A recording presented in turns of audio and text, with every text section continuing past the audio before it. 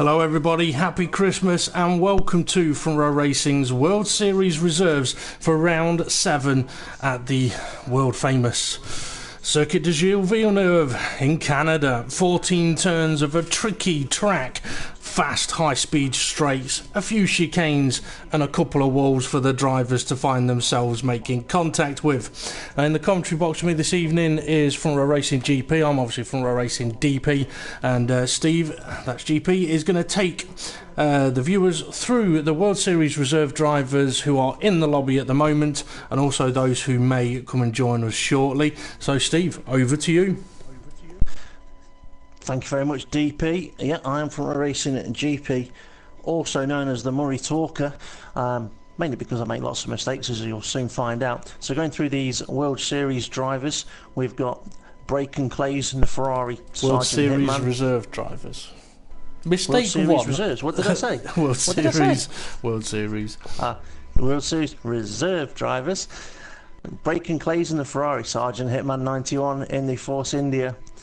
And we've got SBL Malikekik, I think it is, and the Red Bull Racing My Bad 66 in the Sahara Force India. Valdemar, a new driver there, 1, 2, 3, 4, 5, 6, 7, 8. That's a nice, easy way of saying the numbers after somebody's name. In the Manor, Bleeding Sunrise in the Manor as well. Mr. Loki, very fast driver there in the Mercedes. It'd be interesting to see what he can do in qualifying. Twist Royalty, he's already raring to go in the Williams. Puso 2000 in the Red Bull. Gonk 721 in the Haas. Calzo 210 in the Scuderia Toro Rosso. Drew, and then lots of numbers after his name, in the Williams Racing. And we've got Tyler 2003 in the Mercedes. Neotig Jr. in the Renault. Kay Nyanda in the Ferrari. And I do actually have a list of the drivers that should be attending that may join us shortly. Those drivers are, and correct me if I'm wrong, DP, but I've got a Razor 21 that could be with us this evening. Bozo's you, he's not attending at the moment. Driver Montana, he's gone AWOL. Driver, well, yeah, that's Driver Montana. John Rhinos, he should be with us this evening. Lily Art and Woods V12. I'm a bit surprised with Lily Art and Woods V12 because they've had some good showings in the last few rounds. So, yeah, shame to not have them with us this evening. But we do have plenty of cars on the grid for this evening. It is 7:30 DP. I'm ready to send the drivers over to the circuit. What do you reckon? I'm not, because I forgot to make myself a coffee before we came live. So I haven't got a drink for commentary, so I am going to have to make myself a drink in a moment. I'll let you waffle on, don't worry. Yeah, there is also Acorn 95, Stringy B, and GC82 that have also, they're on the sort of, if the space is available, they get invites into the lobby. Those invites have been sent, so there is space for those drivers to come and join us. Now, we will send the drivers over to the circuit, but what I'll say to you, Steve, is if you could, in your best way possible, try and explain what the World Series Reserves is all about. Well, it's all about cars going around a racetrack and somebody's trying to win. Well, actually, it's a bit more than that. The World Series Reserves is like the feeder series, basically, for the World Series. The World Series is the Front Row Racing league that allows us to use assists. So the assists are allowed apart from braking assist, because that's basically the car driving for you. So you're allowed ABS but not braking assists. So in the main league, the World Series, if there's a seat becomes available, either driver is unavailable or maybe gives up his seat full time, this is where the drivers get picked from. Teammate gets to choose out of here who takes those places. We've almost got that many drivers in here that for next season we maybe actually consider running a second league for the World Series with the attendances that we've been getting. Just point out on screen at the moment we've got the tyre selection, we've got the softer compounds, so you've got all the ultra softs in qualifying there. Then we've got the balance, so you get an extra set of the softs, sorry, super softs, but no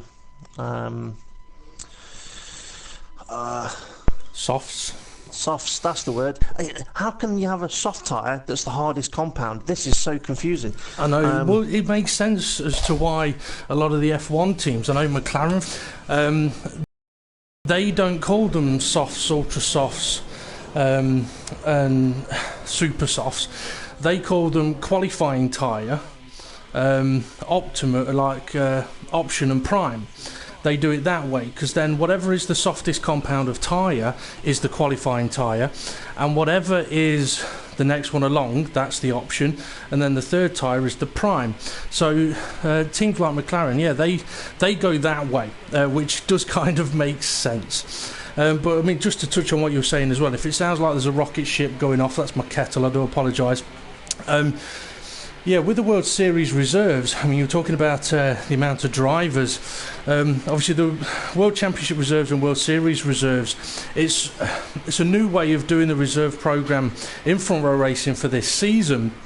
And a few drivers did ask, like, you're doing standings for it and stuff like that. And the answer to that question was not at this moment in time. With it being the first season of using the World Championship reserves and the World Series reserves, we want to give it a chance to settle in and be tested out, see how it works as a reserve programme, and also give the World Championship reserves the opportunity of getting the numbers up, so the no assist side of it, getting more drivers into that, because there's not much point doing standings if there's only like 6 drivers, which was the case at the start of the season. There was a lot more interested in the no assist side, the assist allowed side of things. However, what we have said is that hopefully for future seasons, the reserve side of the programmes could have standings. They may still not have the full rules in effect that the World Championship and World Series do, but standings is something that we could look at doing. Yeah, talking about those full rules, in this early stage of qualifying, I'm going to point out something. Just SBL Mali Kekek is just about to start a flying lap, just heading down towards the Wall of Champions, the final chicane, to start its flying lap. Now, that particular chicane in the main league, in the World Championship and the World Series, there's a runoff road, an escape road, which will be in place and is pointed out on the steward's guide that is available on our Facebook page. And we've got a car spinning at turn 1 without the front wing already. That looks like he's done that on their way out the pits. That's rather unfortunate. Yes, that escape road will be in place or in force for the main league, but for these reserve races, it's there as an option. We kind of say it's advisable if you do it, and if you do get a full drive in the full leagues, then the rules will apply and you will be expected to use the escape road if you run deep into the final chicane. So looking at Mali Kekec's time for Sector 1 at 21.2, and I tell you what, that's pretty much bob on what we want to see for that first sector. So he's right up there straight away with a hot lap. Now he's around the hairpin, he's just gone through Sector 2 and he's got a 23.4, maybe a few tenths he could find in that middle sector, but he may find them on the second lap, which may get a bit more temperature into his tyres. But obviously it's the first car that's going to set a lap, so it is going to be provisional pole unless he has his time invalidated. He's made the final chicane, he is going to set a time, it will be provisional pole, but will it be any closer to the 12s? It's a 13.1. Quite a respectable lap there for the first lap on the board. So DP. It is. Well, just to touch on Mali Kekec as well, he had his debut race 2 weeks ago at Monaco and won in the World Series reserve. So Mali Kekec, definitely a driver to keep an eye on for this race. I did notice as well that someone on the YouTube comments did ask, sort of, where's Simo? Well, we'll get on to that in a few moments' time. I'll just get back into position and see who else is on track. Valdemar, 1, 2, 3, 4, 5, 6, 7, 8. He's been through Sector 1. He's done a 21.3. He's on the super soft tyre. I can't say I was looking whether Mali Kekec had the super softs or the ultra softs on. So yeah, Valdemar in his debut race in the World Series reserves got a car ahead of him. He'll hope that that car either gets out of the way or gives him slipstream all the way down the back straight. 23.8 Sector 2, not too shabby. But to touch on the runoff road that you were talking about as well, I mean, it's kind of partly for safety, but also so everybody knows what you're going to do. So if you go straight on here, on the right hand side there's a yellow curb, so if you make a mistake or anything happens at the final chicane, as Valdemar abandons his lap but Twist Royalty's about to cross the line, could be a good lap time this, stays third place with a 13.9. Gonk, he's out on track with a rainbow coloured helmet, looking nice, looking festive. Yeah, the runoff zone, it's kind of like if you go over the yellow curb to get back on the track, your car's going to bounce. You could end up causing a collision when you're returning back to track. So just like in official F1, basically you can return back to track at the end of the yellow curb where the gap is on the left. That'll be in place for the World Championship and the World Series. It's a safer way. That way, if someone's coming up to that final chicane and see you have a problem, they know exactly where you should be returning to track. And I tell you what, there's a lot of debris down at turn 1 as I'm on board with Gong. It looks like he's going for another fastest lap. And I must admit, I mean, this is a circuit that... Oh, I thought he was going to get close to the wall of rookies. He hasn't quite. This is a circuit that I must admit I do love. Apart from this corner, this is a tricky little bugger of a corner, as Gonk has found out. Is even if you do manage to hit the apex quite nicely, you have to be so careful of getting on the power for the right-hander. I've just mentioned that Mr. Loki is on a hot one at the moment, just gone purple sector 1 with a 20.8. That is a very quick sector 1. So Mr. Loki's just gone purple sector 1. He is in the middle of sector 2, coming up towards the hairpin. Big tank slapper is that there, though. See if he loses him any time. Now, he did message me before the race, and he said he was going to start from the back of the grid. So we might see him abandoning a lap here. It looks like he has done. And I did mention to him that if you're going to start from the back of the grid, then check the Facebook post for the information about starting at the back of the grid, because he'll have to deal with the broadcast cars. But I did also say to him that really you should qualify and show us what you've got. Because Mr. Loki's done a couple of races now and has had a couple of eventful races, to say the least. It looks like he's about to set up for another flying lap, though. He has, and I'll just point out that his sector 2 was also a purple, so he has gone purple sector 1, purple sector 2. So I wouldn't be surprised if he has a steady sector 1 and 2 on this lap, and then kind of shows us what he could do. Or he could have a massive tank slapper instead. Yeah, but I'm just wondering whether he'll actually show us what he could do in sector 3 on the following lap, and then we'll be able to work out maybe what he could have set as a full qualifying lap. Yeah, and someone else to mention, Calzo. He's in the pit lane at the moment. He was pretty quick in the last couple of races that he's done. That's Conzo 1993's little brother. Obviously, he's been studying Conzo and trying to show that he could be the better driver. That'll get some arguments going, I'm sure. But Calzo's been showing that he's got a bit of ability. On board with Neo Tig Junior 1. Driver that joined from our racing in the Project Cars divisions, and has also come over to F1 now. He's had a few unfortunate races in the World Series reserves, it's got to be said. A couple of collisions he's been involved in. I can't say whether they were his fault or not, but a couple of collisions nevertheless. And with damage being on full, it means that wheels and wings can tend to go flying. I mean, turn 1, Steve, I mean, there is another run-off road at turn 1 that's in place for the World Championship and the World Series, but turn 1 here can be a hell of a lot trickier than people perhaps expect at the start of the race. Yeah, and quite often it's kind of like that second, third and fourth row of the grid that bunches up a little bit as they head in towards that turn 1. I have just noticed pop up on the screen that we had a driver just retire, and I will find out information on that for you. Sergeant Hitman it was that retired. Not sure if it was a collision or not. I mean, we mentioned last night in the World Championship Reserves race that, I mean, it is a high-speed track, as Drew's abandoning his lap. My bad's done a semi-decent sector 1, 21.9 on the super soft tyre. Yeah, I mean, it is a high-speed circuit, this, but you do need aerodynamics on your car, especially these cars. Because I think what a lot of people do tend to forget is that if you do make a mistake here in Canada, there's a barrier there to make you really, really pay for it. And I like that. I like that risk factor. I mean, there's nothing much... I don't think there's a lot that's more pleasurable than getting up close and personal to the Wall of Champions or even the Wall of Rookies and getting away with it. It's just when you don't get away with it, it's a problem. So my bad's nice. Sorry, go on. Just say two drivers that haven't got away with it so far, Sergeant Hitman and Kane Ayanda. They both have terminal damage. Sergeant Hitman not yet set a lap time, and with terminal damage he might be starting behind us, but according to the timing screen he may be one position ahead, so he may not be behind. Okay, Twist Royalty on a hot lap. I did see that there looked like there was a Ferrari on the start-finish straight, either from a disconnection or a blown engine or having had a moment with the barrier. I mean, even coming out of the exit of the Wall of Champions, you can go through the entry in the middle of the corner absolutely beautifully.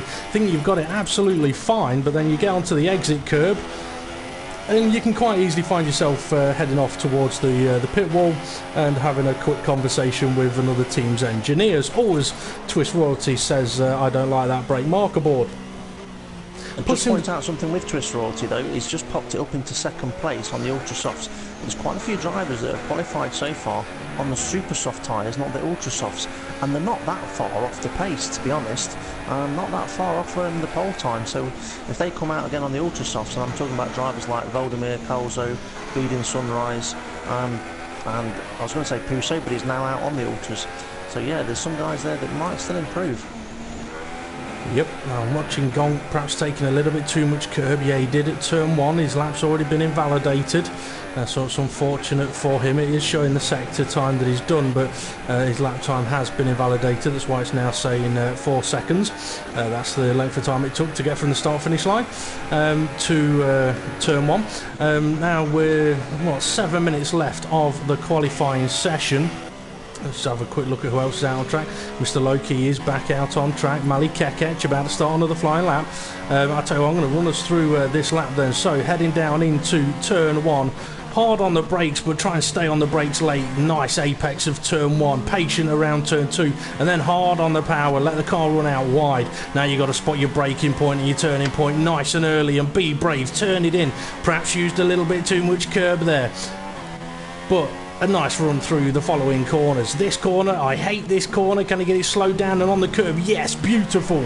All over the left-hand apex curb, and that's what opens up the right-hander. Now, absolutely flat out and get ready to brake at the bridge. The shadow is your marker board. Get it turned in. Don't take too much curb. Let it run out wide, but not too wide. He's avoided the wall by a mile there. And now down into the hairpin. Be brave on the brakes. Be hard on the brakes. Get it slowed down. Get it down the gears. Turn it in. Hope that wall on the left doesn't get bigger and bigger in your visor, and now it's all about straight line speed.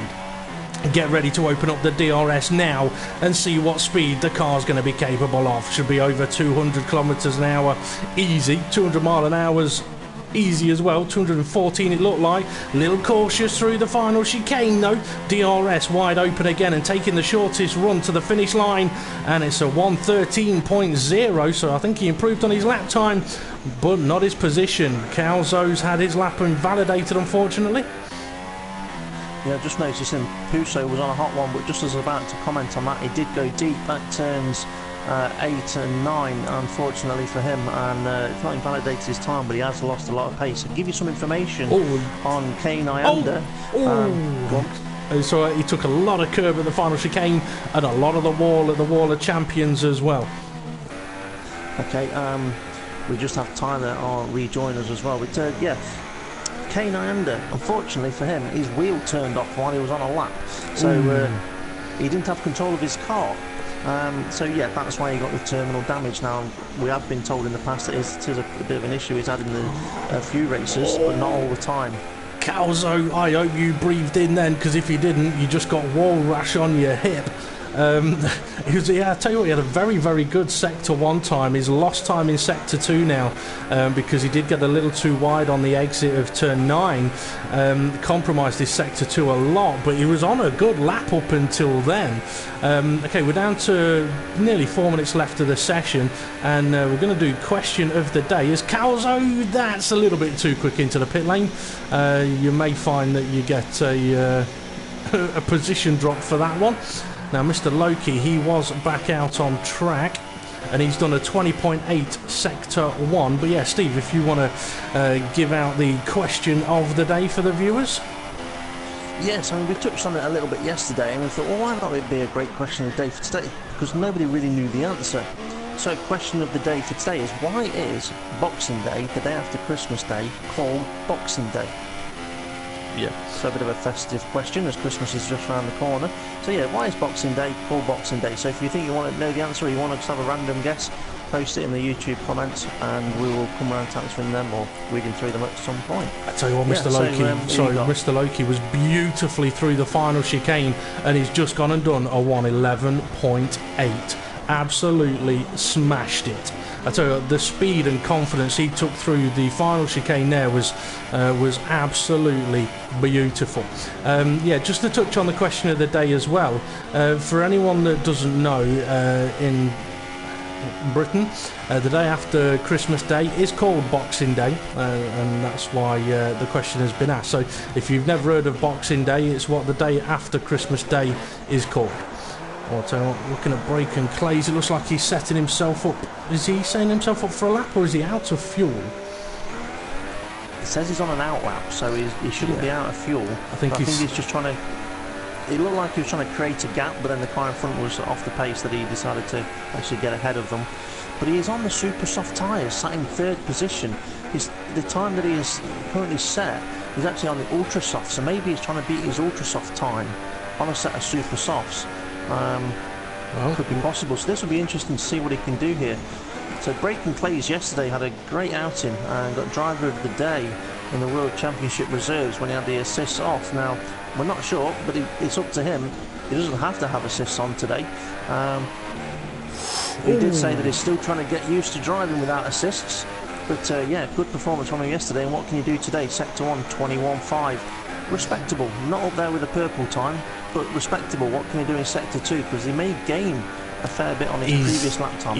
I don't think he'll gain, and he got a little bit too wide at the wall of rookies and ended up clipping the wall a little bit. Got away with it, but it may have cost him a little bit of time. He was 4 tenths down in his first sector, and in Sector 2 is a few tenths down there as well. Well, not just a few tenths, that's half a second. So this lap is not on the pace for Braken Clays, but maybe this is a lap of getting the heat into those tyres. With 1 minute 20 seconds to go, he might just about squeeze. Well, he will get definitely one lap in, but I don't think he'll get two. So it could be all or nothing as he goes flying through the chicane. Backed out of it. That's just... No, invalidated, sorry.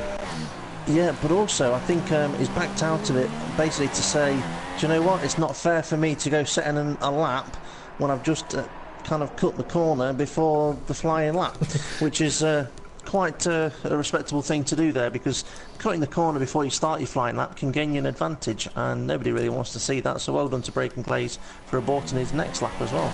Yeah, I mean that is it's worth mentioning that yeah, I mean Furrow Racing clamped down a little bit on cuts, as Puso does one, but perfectly timed. Yeah, in the World Championship and the World Series, yeah, I mean, one of the things the drivers can do is they can place reports on any of the drivers that have cut or extended the circuit.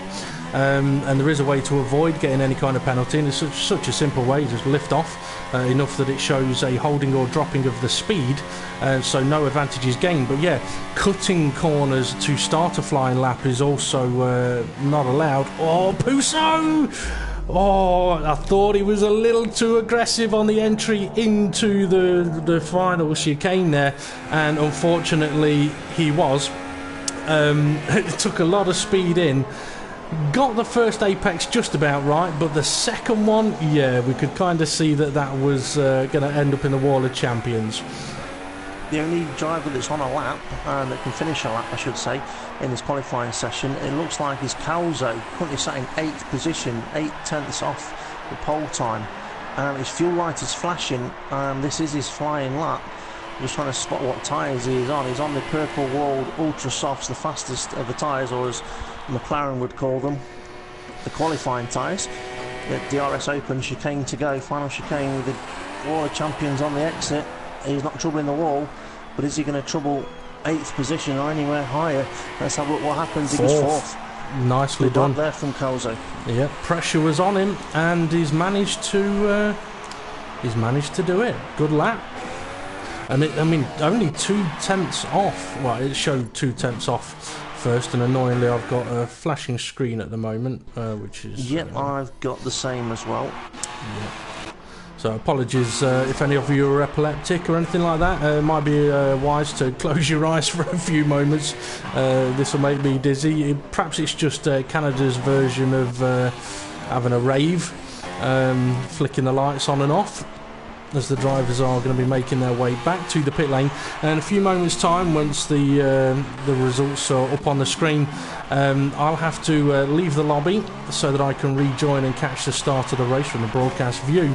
And Steve will take us through the full qualifying order. I'll quickly touch on as well, when someone asked why no Simo.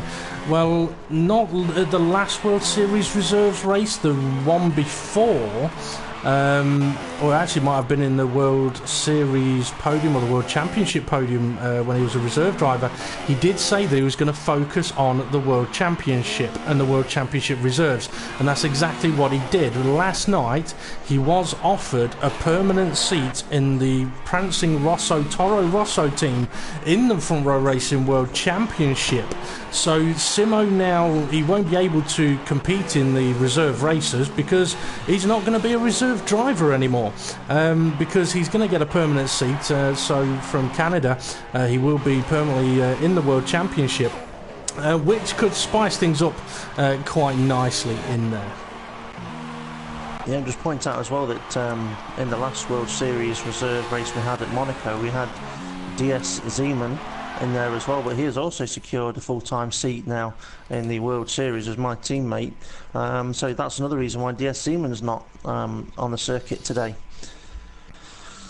Okay, so there's the qualifying order, and I tell you what, Malik Kekec is sitting on pole position. So what happened with Mr. Loki, because he's put himself down in 13th place now with a 117.1. Maybe his 111 was invalidated. I think it may have been invalidated. Unfortunate for him, but then again, he may have invalidated it deliberately, so that he was able to start from the back of the grid. I will go through the qualifying order. So starting with pole position is SBL Malik Kekec, and then in second place Twist Royalty. Third is Tyler R2003. Fourth Calzo, fifth Breaking Clays, sixth Puso, seventh Gonk, eighth Vladimir, ninth Bleeding Sunrise, 10th Drew, 11th Neotig Jr., 12th My Bad, and then we've got Mr. Loki, who decided to start from the back, and the guys that DNF'd of K9 DNF'd. No, not really DNF. So they didn't finish the qualify. They didn't fail. They didn't get to the end of the qualifying session. There was also Sergeant they rode Hitman. the car off. And Sergeant Hitman and K9 and Panda.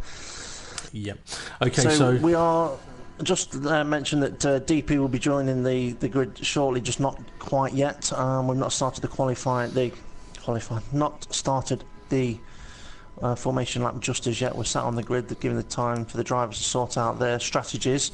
The lights are on to say the formation lap is going to be underway. It is now underway. The drivers are moving, so DP, if you wish to rejoin, that would be good, as this formation lap is underway. And I will have a little look to see what tyres the guys have selected from 10th backwards. And I tell you what, everybody from 7th forwards is... We've got Vladimir and Bleeding Sunrise on the Super Softs. That's what they qualified on. Drew qualified on the Ultra Softs. Then it gets interesting. So in 11th place, Neotig, soft tyres. My Bad in 12th place, soft tyres. Mr. Loki in 13th place, Ultra Softs. So he's going to be trying to get through the field pretty sharpish if he's on the Ultra Softs. And then we've got K Nyanda, 14th on softs. Sergeant Hitman 91, 15th place on soft compound tyres. That makes it a very interesting back of the grid to see how far into the race those cars will go. And something we did mention earlier was the weather. I did notice it, and it did say it was going to be pretty much dry throughout. So we are expecting dry conditions. DP, are you back at the circuit? I am, yeah. I just want to quickly say, if you want to quickly do the question of the day again. Yeah, question of the day is, why is Boxing Day called Boxing Day? That's the day after Christmas Day. Why is it called Boxing Day? If you think you know, post a comment in the, I was going to say Front Row Racing, but it's YouTube chat, the Front Row Racing chat, in the YouTube chat, and we'll get through your answers a little bit later on in the show. Okay, so the drivers then beginning to form up on the grid for what will be a 35-lap race of the Circuit de Gilles Villeneuve, and there is the possibility of mayhem in Montreal as we wait for the final few cars to take their places. And Mali Kekec won in Monaco.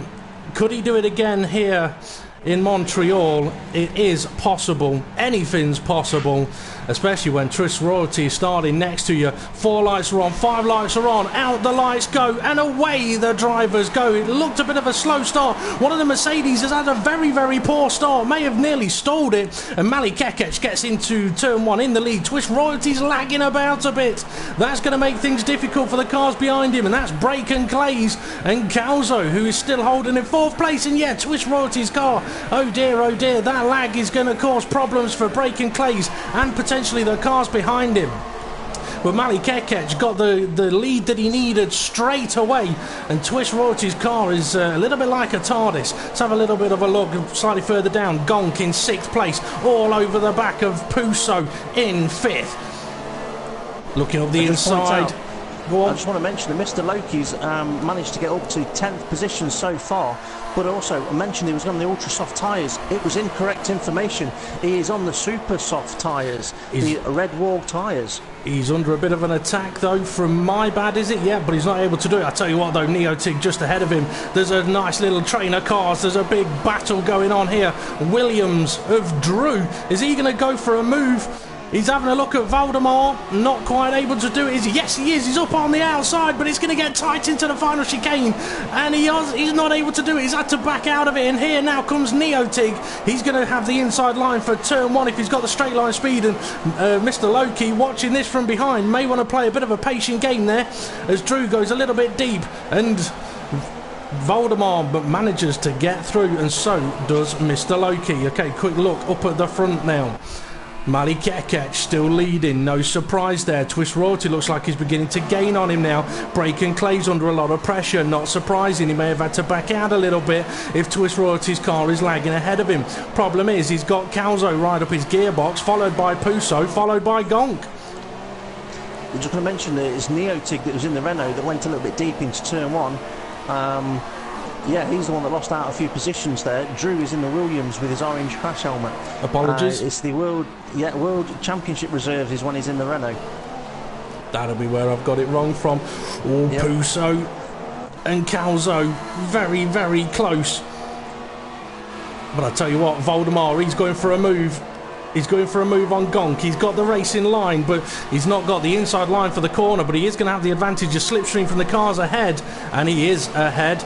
Nicely done. Just ahead of him, Puso may have a bit of a run. Wall of Champions, who was that? That is not crashed out. It was the Renault of Neotig. He was alongside Drew, and I think they just about gave each other room, but it made one of them, the Renault of Neotig, run wide into the Wall of Champions. I think he may have got away without too much damage. He's now side by side with Kane Ianda, who's got the outside line and gets ahead. Nice move. I mean, this... Oh, Neotig nearly into the Wall of Rookies. It'll catch someone, there's no doubt about that.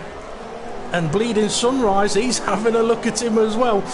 He's getting interested up there. So My Bad has dropped back to the back of the field, unfortunately. I was going to point out, he's had an early pit stop. A change of tyres from the soft to the super soft. Either he's not getting on with those tyres, or maybe he had some damage, so he thought, you know what, might as well get the... Oh, Sergeant Hitman. I'll find out about that information in a moment about the retirement. But yeah, My Bad, change of compound. Maybe, sorry, Calzo is about to lose a position because DRS is now available. He may not lose it because he's got DRS as well, but Valdemar going for the move, doesn't leave a lot of space. That's going to compromise Calzo now, and up ahead there's a move going on as well. Difficult to know exactly who it is that's having a battle up ahead. It's Puso. Oh no, he's off. He's had to use the service road, the escape road, and now the cars are coming round turn 2. Oh, managed to just avoid him. And we were talking a little bit about escape roads in qualifying, and turn 1 is an escape road that is also in use in the World Championship and World Series. It can get a little bit tricky. If you go through there a little bit too quick, yeah, you find yourself in the middle of the road. I can confirm Sergeant Hitman, terminal damage. I don't know exactly where it was and why, but he is out of the race due to terminal damage. That's massively unfortunate for Sergeant Hitman. No Christmas presents from the team for him. Braken Clays, though, he's now under pressure from Valdemar. Maybe a little bit of frustration from Puso or Calzo. Puso now under pressure. Valdemar was very forceful with his overtake, and he's got a good chance of another one here because Braken Clays is not going to have DRS, but Valdemar is, although we might have to start calling him Voldemort. Oh, Braken Clays, that thing that may have been a little bit too aggressive defending, sort of moved across and put Valdemar into the wall. It looked like Valdemar may have got away without any damage, but that will have annoyed him. Puso, I think, may be struggling now a little bit. He's coming under a lot of pressure, and just behind him, Gonk and Calzo battling it out on their purple tyres. It's something I'm a little bit surprised at. Am I surprised? Maybe. Mr. Loki sat in 8th position. Is it a circuit that's difficult to overtake? I thought he'd have made a bit more progress here. Or is he just biding his time, making sure his tyres last for the strategy that he's got in mind? I think he's playing a bit of a patient game, to be honest. He can see that there's a lot of exciting driving going on ahead of him, should I say, and his main objective now really should be to make sure that he gets through clean. He doesn't end up in a collision with anybody as Valdemar and Braken Clays battling it out again. Braken Clays having a look into the hairpin, but here comes Puso. I can't tell where he ended up because the camera changed, but he went into that hairpin very quick. He's now on the back of this battle. Oh, this is going to get difficult for Braken Clays. He was stuck right to the rear of the Ferrari. Absolutely perfect braking there, but it's difficult this for Braken Clays. Side by side then into the final corner. I mean, Braken Clays has got to be a little bit careful. He's slow on the exit of the corner. Puso's moving across to try and make a move. Well, that got very, very close to taking out Valdemar. Yeah, I mean, the drivers, they have got to give each other room, and you can't sort of turn into someone and put them into the barrier, and there we go. Not a lot of room. 2 cars off onto the grass, 3 cars driving past, and they're still having a little bit of a Valentine's Day session late on in the year. And here comes now Drew, I think it is, in the Williams, who's right behind them. I believe that is Drew in the Williams. And it's unfortunate for those drivers. It has put them back a little bit, but what that also means is Mr. Loki has just gained a few free places. No, I think... Oh, we've got Mercedes into the barrier, is it? Or is that a little bit of lag? We've got a Ferrari here. Braken Clays under pressure again, and a Red Bull trying to go flying around the outside. Go on. Valdemar and Mr. Loki. Mr. Loki's just made the move, I believe. He's now up into 3rd position. Nice overtake on the approach to the hairpin, and it looks like he may run away now from Valdemar. I'm wondering if Valdemar's got a bit of damage from an early bit of contact with Braken Clays. Can't confirm that until we see what happens at his pit stop. Well, I'll tell you what, Puso and Braken Clays have had a very, very messy lap. A few contacts between them, quite a few battles going on here as well. Just up ahead of them, Twist Royalty. No, sorry, not Twist Royalty. That's Drew making a little bit of an error at the final chicane. Holding up the cars behind him. I mean, you mentioned about Mr. Lowe. Go on. Sorry. Puso into the pits for a change of compound, no damage. No, Puso's just changed onto the soft tyres. No, to be honest, with the lap he's just had, he'll have had damage on that car for sure, I reckon. I mean, having seen how messy that lap was and how physical that lap was, probably a little too physical, I wouldn't be surprised if there is damage there. Well, if there was damage, they didn't change the front wing visually for me. But yeah, it doesn't necessarily mean there wasn't. But he pitted at the same time as Puso. Oh, sorry, Puso. As is it Malik Kekic? No, he's leading. Who's the one that's around Puso? There was about 5 of them around him. I won't worry about it for now. Braken Clays. Sorry. Yeah, you see, I think Braken Clays, Puso, he's out of the race. Braken Clays, I think, may have had a bit of damage as well. So, getting ready to start lap 8. Malik Kekic, a lot of apex curb through the final chicane there. You want to be careful of doing that. But Mr. Loki running in 3rd place now. He's managed to avoid all the carnage, and now it's a case of, can he close in those 5 seconds that he's got between himself and the leader? And with him being on the super soft tyre, if he can take them long enough, there is the possibility of going to the ultra soft tyre, but that all depends on his tyre life. Steve, I mean, you've got a bit of information, I believe, about tyre life. Yeah, I mean, Mr. Loki's on the super softs. He could do 20 laps on them if he's looking after them. The ultra softs could do about 14 maybe if they've done qualifying on them already. You're looking at pit stops around maybe lap 10 or 12. So yeah, he's going to have about a 10 lap overlap period where he should theoretically be running ahead of them. Depends on what he can do in that session. I'm going to work out the difference in lap times at the moment. Okay, Valdemar sitting in 4th place, coming under pressure from Gonk in the Haas. Gonk's going to have DRS. Valdemar's gone deep at the hairpin. He'll get a good exit, but it's compromised him a little bit. Gonk is going to have a fairly good run at him if he's got the straight line speed. But Valdemar actually looks safer with his straight line speed at the moment. Yeah, he's quite safe. Drew in 6th place, got Kane Ianda overtaking him over the inside into the final corners. Oh, Kane Ianda backing out of it a little early there. Twist going deep on the brakes, and we've got a Mercedes heading into the pits. And now Kane's going for the inside into turn 1. That's a nice move if he can get it done. He's going to have the outside line into 2. Nicely done there. Bleeding Sunrise right behind Drew now. Going to see if he can get past as well. But Drew's having a look back at Kane Ianda, not able to do it though. No, just point out those lap times I was mentioning. Mr. Loki is currently running about 1.5 to 2 seconds a lap faster than the front two. He's in the 114s or low 115s, whereas the other two are in the mid 16s.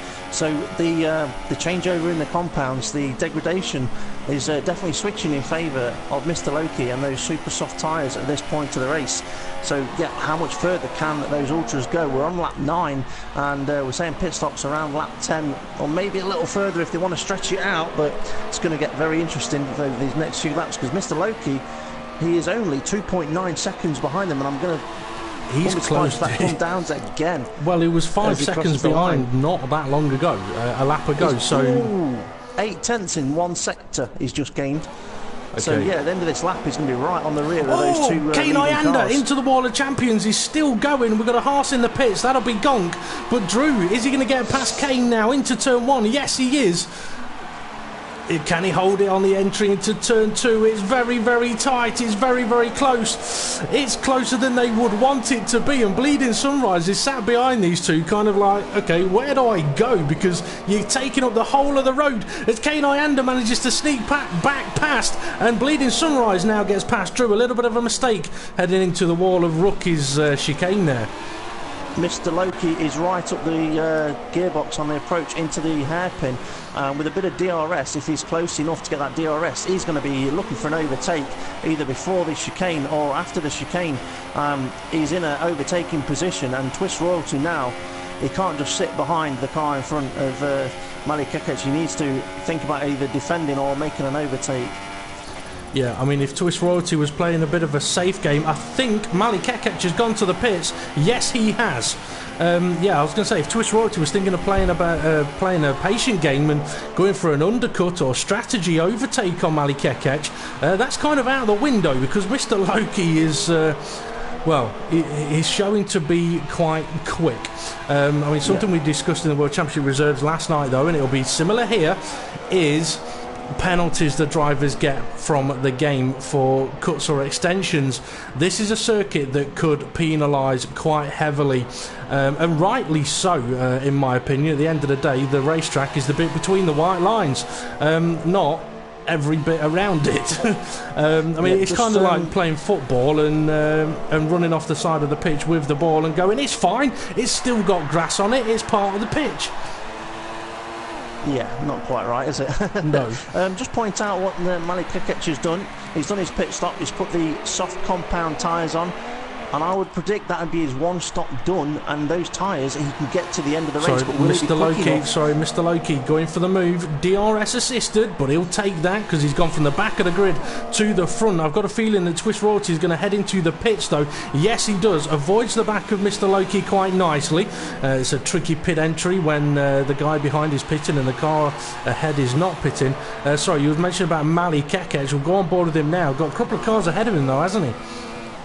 I don't know, didn't see that, but what I'm just seeing is Twist Royalty leaving the pit lane, and I'm pretty sure Manny Kekic is not going to be that far behind as they head down in towards turn 1 and 2, because Twist Royalty is just on the exit of the pit lane, and this is going to get very close with these 3 cars coming around turn 2.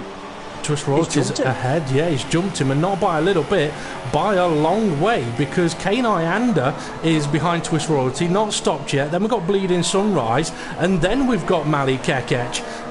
So, yeah, I don't know if it was a long stop, a slow stop, or perhaps a slow out lap, but for Mali Kekec, potentially considerably disastrous, that. Yeah, I'll try and work out where Mali Kekic has lost the time, but I wouldn't be surprised if it's following the cars that have not pitted yet. Being the first to pit, it's come out behind cars that have yet to pit, shall we say. Or it could be the fact that he's gone onto the soft compound tyre, the hardest of the 3, which can take a little bit of time to get warmed up. He is now finally right on the back of Bleeding Sunrise, but Bleeding Sunrise is kind of stuck a little bit behind Kane. But Mali Kekec, I mean, really, he's in a bit of a catch-22 situation now. He needs to get past both of these cars, and they're not on ultra-soft tyres, so... Oh, no! Oh, that was close. I tell you what, Bleeding Sunrise, there's a little bit of contact there. I couldn't say who caused it, but a little bit of contact, and Bleeding Sunrise, I think, was just bleeding from somewhere else for a moment. Oh, and I tell you what, here's Mali Kekic's opportunity on Kane Ianda. A little bit of bumping of wheels, but he has managed to get ahead. I mean, I'll say it again. Drivers, you've got to give people room. Yeah, okay, it's racing, but... in front row racing, you got to give people room. You can't go cutting people up, driving into people, pushing them off the track. Excuse me, coughed a little bit. The way it works is, as soon as a car has legitimately got any part of their car next to yours, and that is any part of their car next to yours, they've deserved the room. Unless, obviously, it's from a bit of a dive bomb. Then they don't deserve the room. But yeah, you've got to make sure you give room to your competitors. Mali Kekic's in-lap is where he lost his time compared to Twist Royalty. His in-lap compared to Twist Royalty, I should say Twist Royalty's in-lap was faster by 5 seconds. That's the difference.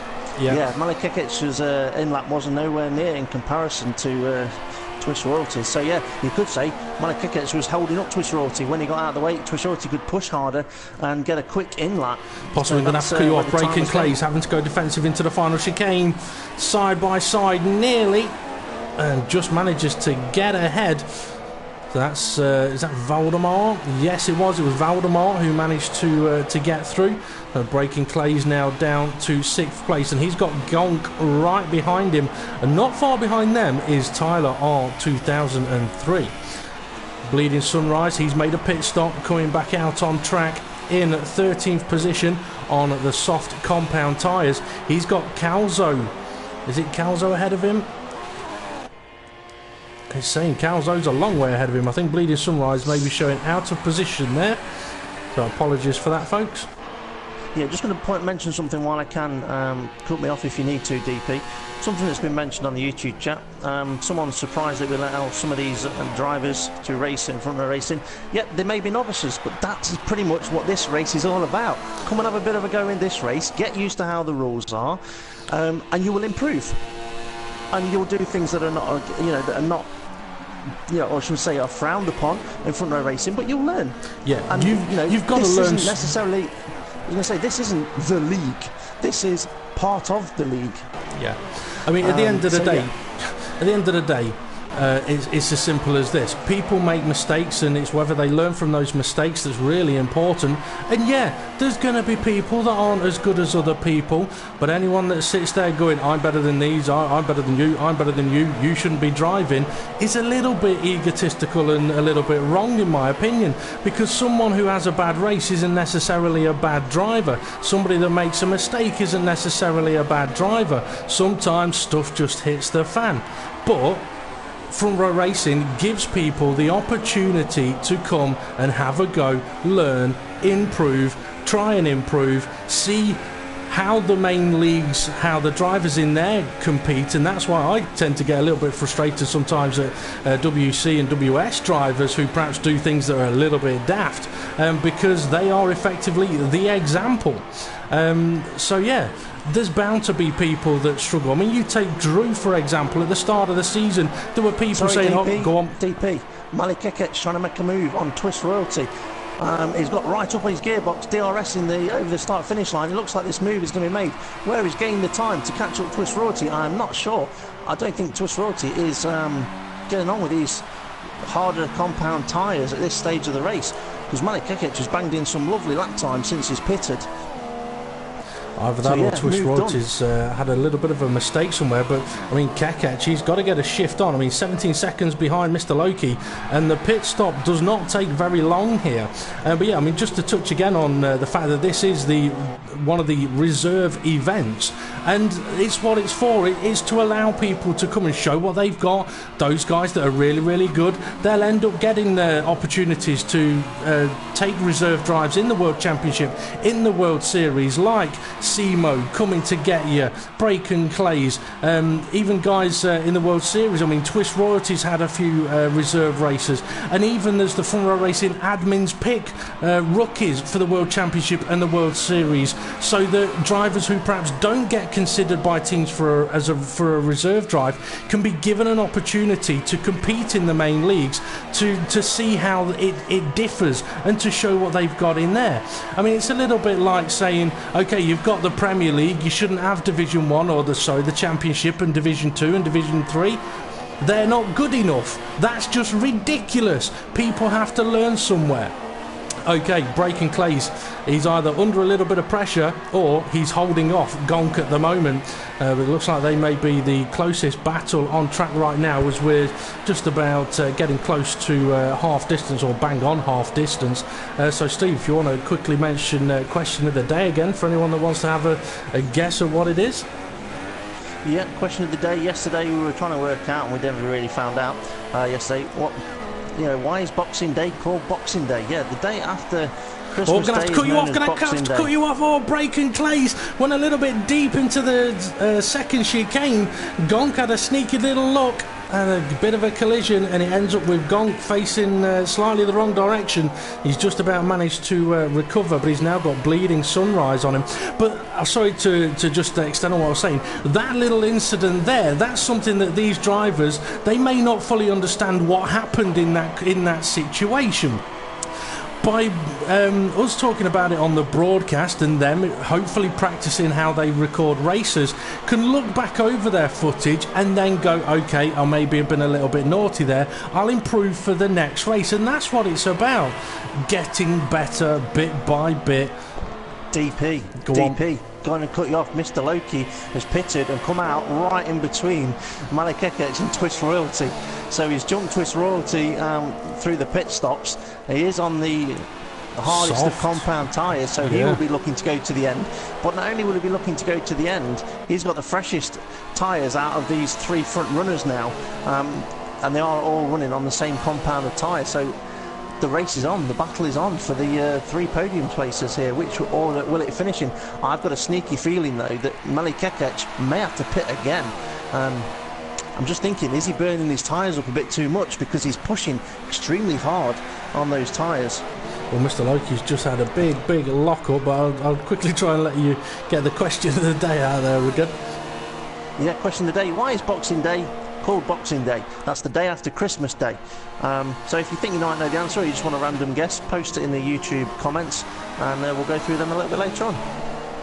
Yep, obviously at the end of the race as well, we'll do a podium interview with the top 3 drivers at the end of the race, which could be in-game penalty affected.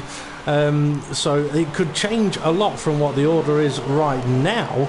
But yeah, so if you'll have any questions that you'll want us to put to the podium drivers when we get to that point of the broadcast, you'll be more than welcome to put at FRR and comment with your question, and we will put it to the drivers.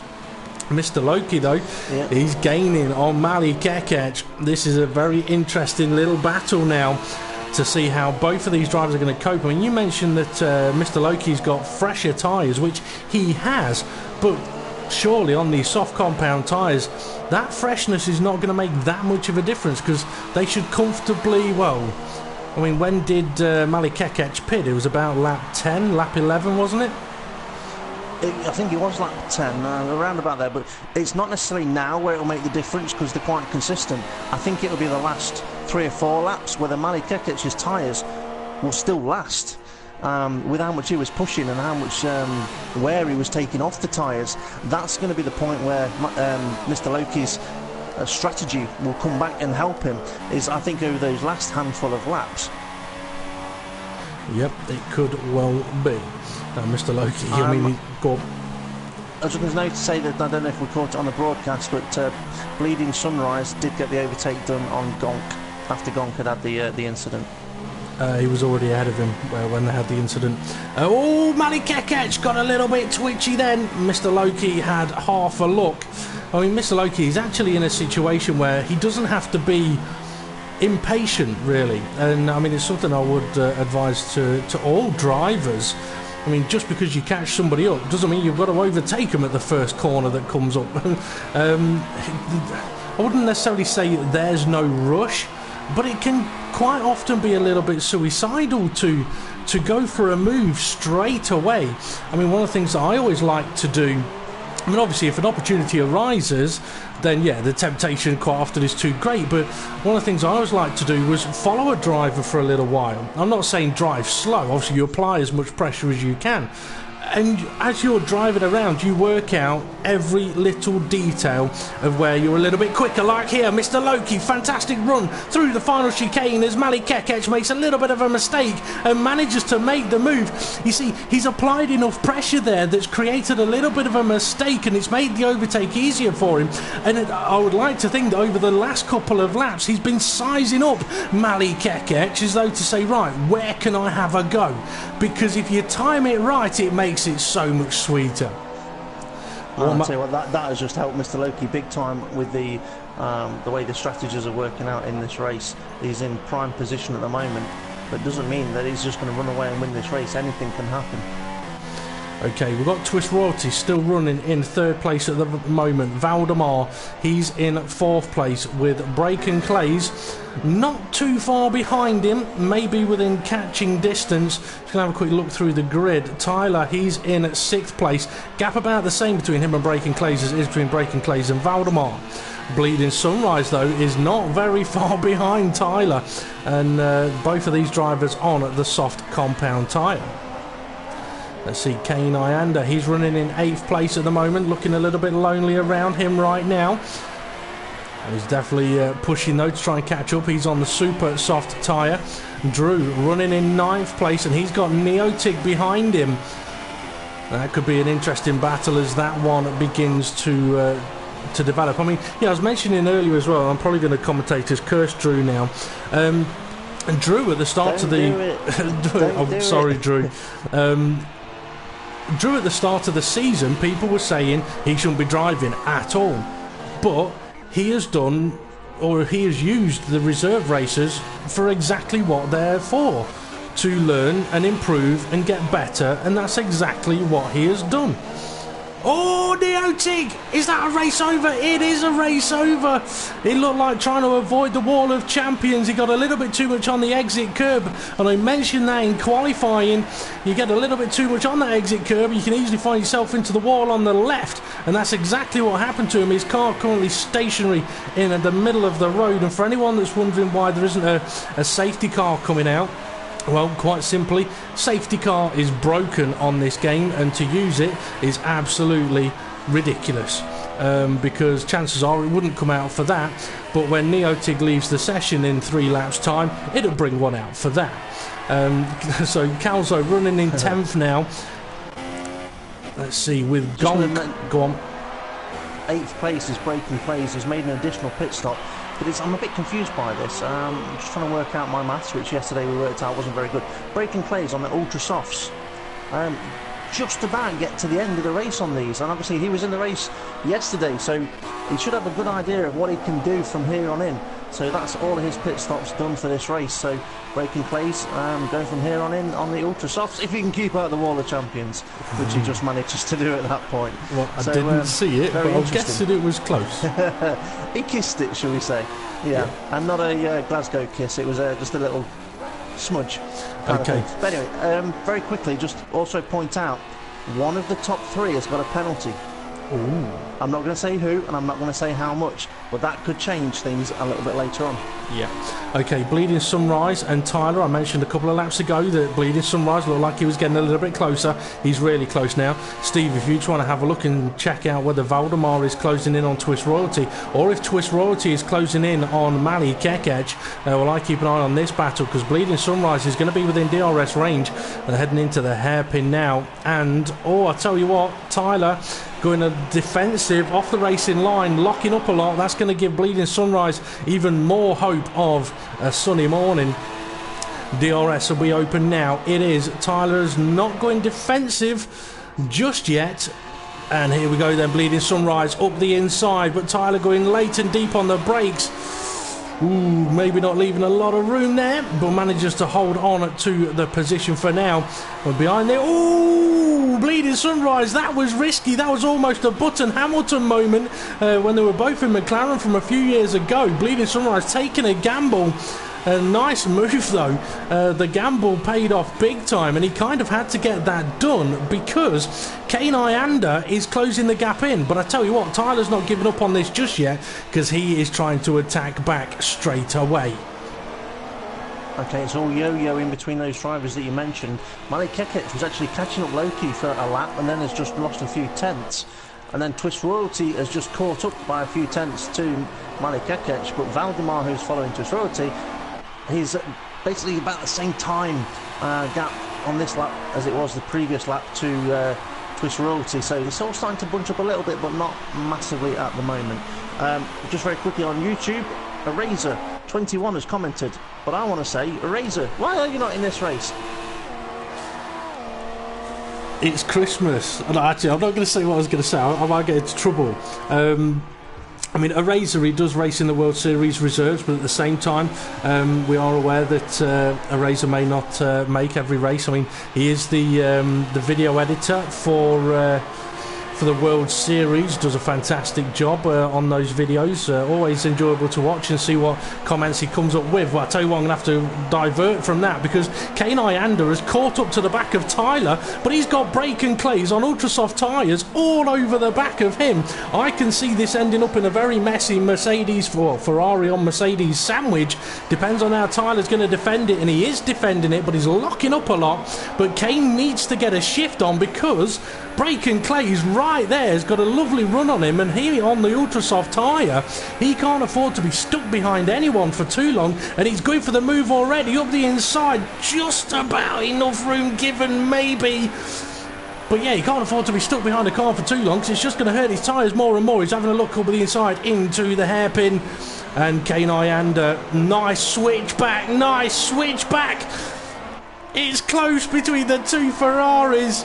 They're both going to have DRS. It's going to be an absolute flat-out drag race. The only difference between them is tyre compound setups, drivers, probably driver numbers and helmets, so quite a few things.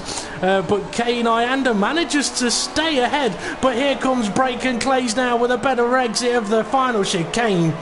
He's got the inside line into turn one, but again, they've both got DRS, and Kane Iander's had slipstream, and they get very close, bumping wheels a little bit more, but it's still exciting racing, and it's not over yet.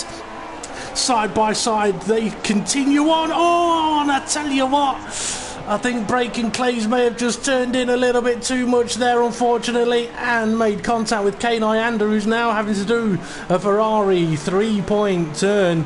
But that's what was on about. Drivers do have to leave enough room for their competitors. It doesn't matter if you think you're better, think you're faster, got fresher tyres. If there's a car there, you've got to give them room, because at the end of the day, it's a game. Yeah, and Brake and Clays has now made that move on the other vehicle that was there as well, which I do believe was Tyler. And Kane Iander now retired from the session. Mali Kekec, he's slow, he's got a problem. He's got a puncture. He's got a rear right puncture on his ultra soft tyres. I spotted that he's dropped down a position or two. He's now in 7th place, dragging the rear end of that Red Bull to the pits. How many laps did he do? Well, he's on it. He must have just pitted, yeah. I shall tell you exactly how many laps he's done on those ultra soft tyres. It was his out lap. It was his outlap. I think I might know what he's done there. It was a right rear puncture. I think he may have hit the barrier either at the wall of rookies or at the exit of the next chicane. Hit the barrier a little too hard, punctured the tyre. That'll frustrate him. That'll really frustrate him. Well, I'll tell you what though, I'm just... Oh, he's off again!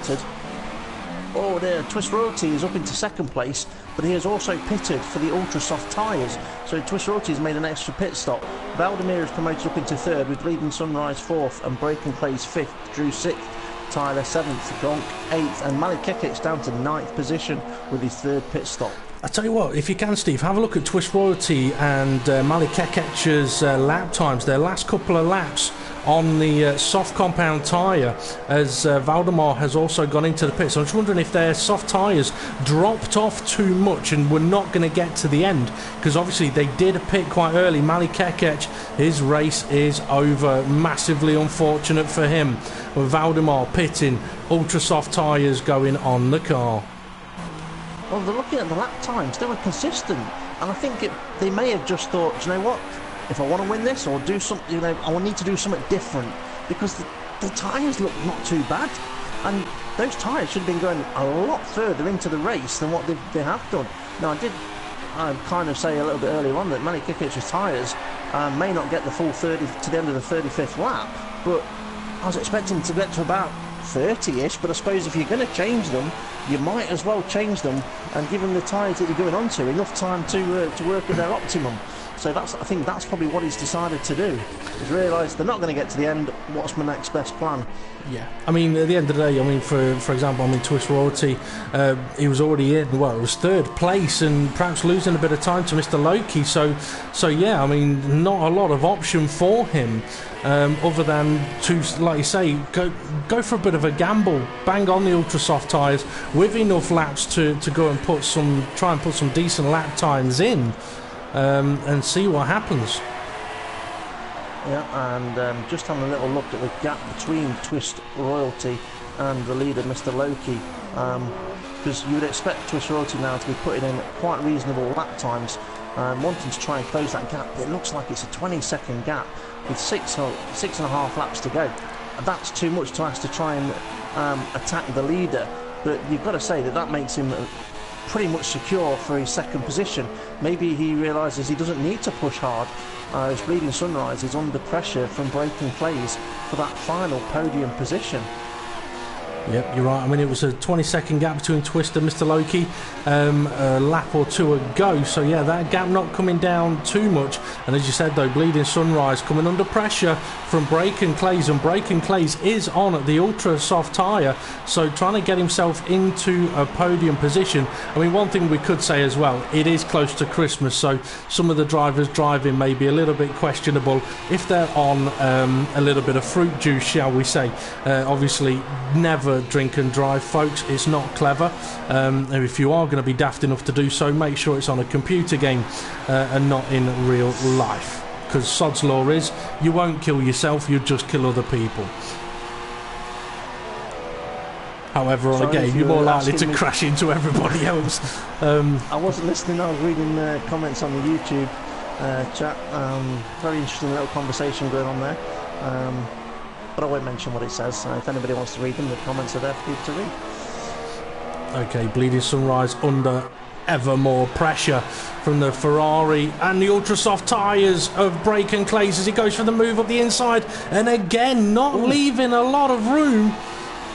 Sorry, I say, Mr. Loki's pitted. He's realised that he had enough margin to pit and come out and still be in the lead. He is now on the ultra soft tyres as well, with 5 laps to go. So he's yeah, he won't have a worry with his tyres getting to the end unless he slaps a wall.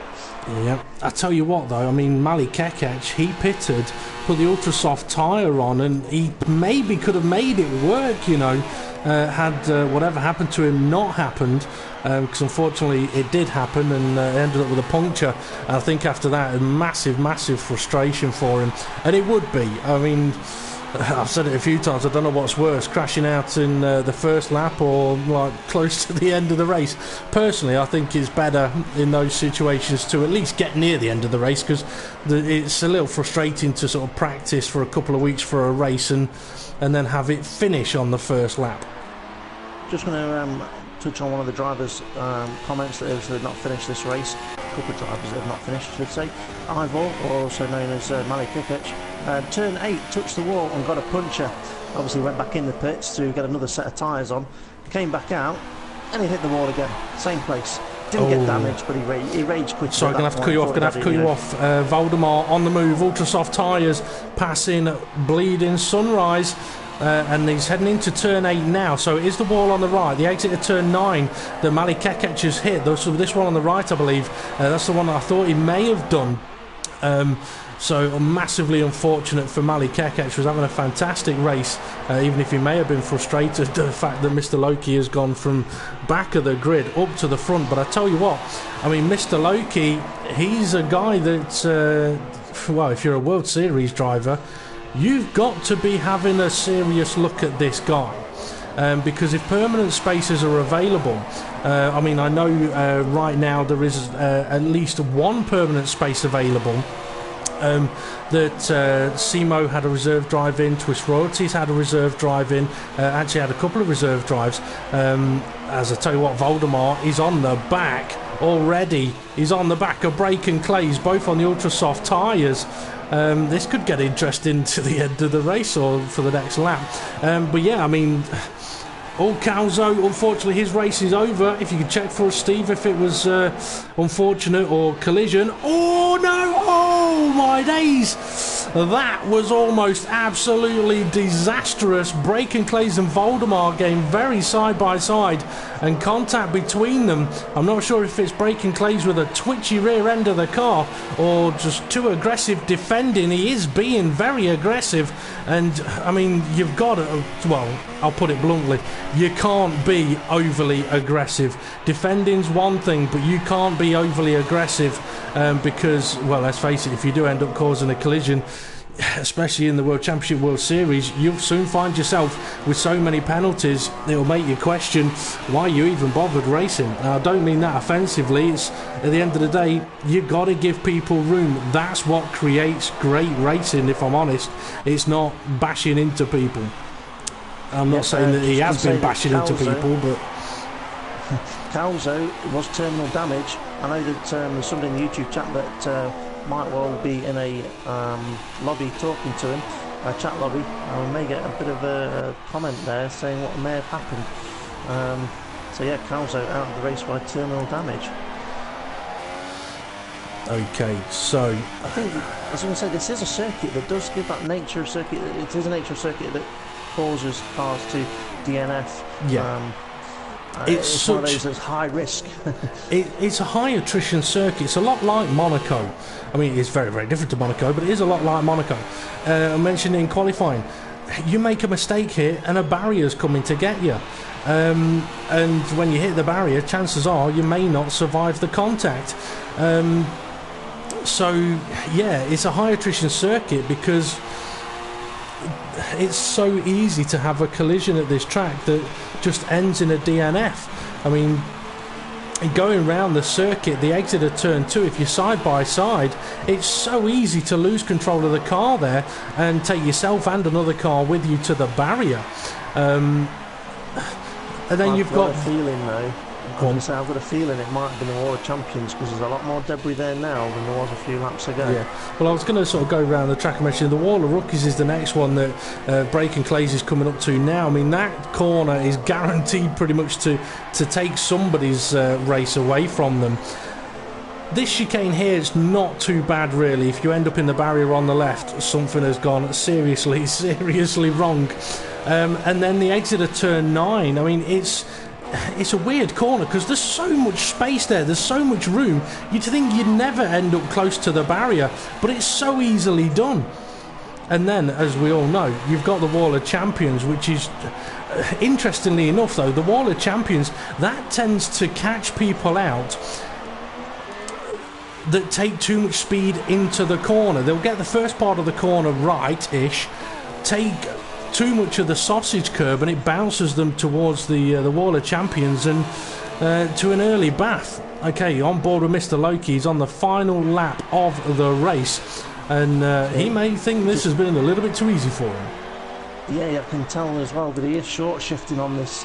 I think he's in that frame of mind. Should he catch the car ahead and lap them? I think the car ahead has decided to take the match into their own hands. He were getting the blue flags anyway. But Mr. Loki was on kind of a bit of cruise control there. But some would say that he's been on cruise control for most of this race, to be honest. Yeah. Pretty untouchable, to be fair. He's definitely shown this World Series Reserves what he's capable of doing. DP, couple of corners to go. Yep, 2 straights, 2 corners, 1 wall of champions. Even on the last lap of the race, you got to be careful. I mean, it'd be so easy as well as Gong gets disqualified on the last lap. It was so easy to think I'll be cautious through the final chicane and still end up in the barrier. But for Mr. Loki, it's a phenomenal victory here in Montreal. Twist Royalty, he's going to come home in second place provisionally, because obviously in-game penalties are going to play their part.